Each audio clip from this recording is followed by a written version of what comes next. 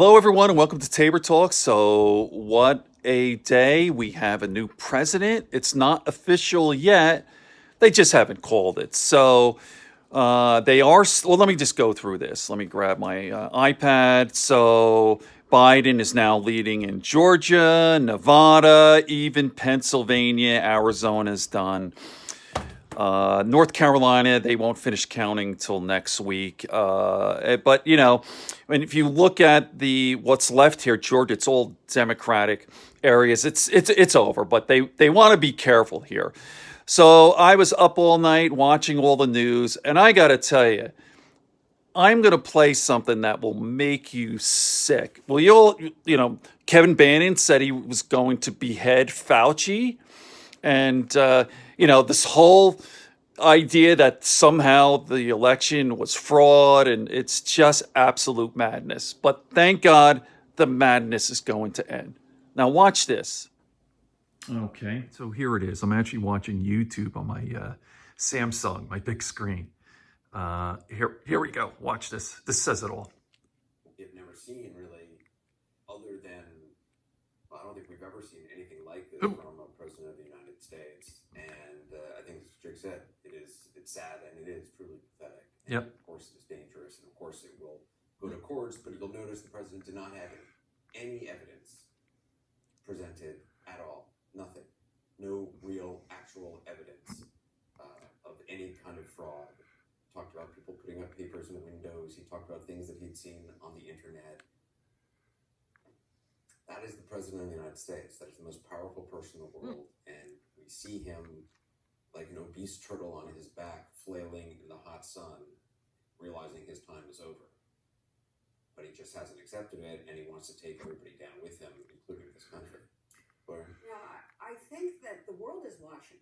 And they're watching an American president undermine democracy in the United States. It's painful to those of us. It's just unbelievable. Who love America. It is painful and dangerous what he's doing.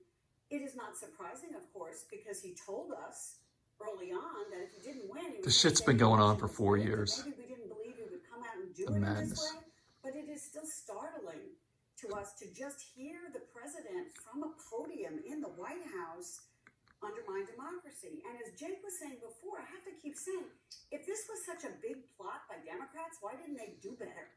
Why didn't they do better in the House? Why didn't they do better? Exactly. So the president makes himself the ultimate victim here. Over and over again, it's about him. Yep. And it's not about the fact that the other Republicans did okay. It's about him, and his family is complaining, why isn't everybody coming out and defending him? Why isn't Lindsey Graham coming out and defending him? Because a lot of Republicans, it is time for them to say enough. Enough is enough. Rick Santorum? No Republican elected official is going to stand behind that statement. None of them will. Okay, they good. will stand behind elements of that statement. They will stand behind his comment about the polling and how you could make the argument that it was suppression and dishonest. I mean, you can stand behind the lack of transparency when it came to allowing the votes to be counted. There's evidence of that. He provided some evidence for that. There are certain things they will stand behind in that statement because they reflect the reality. But much of that statement was not factual and was at times incendiary and not something that the President of the United States should say or any elected officials. You said You have evidence to prove it. And at this point in time, we don't, and we won't until there is an investigation as to what happened. And I'll end it there. I sat there and I listened to him about the votes being taken away from him. And then he shifted to Arizona and said, hey, I win this thing.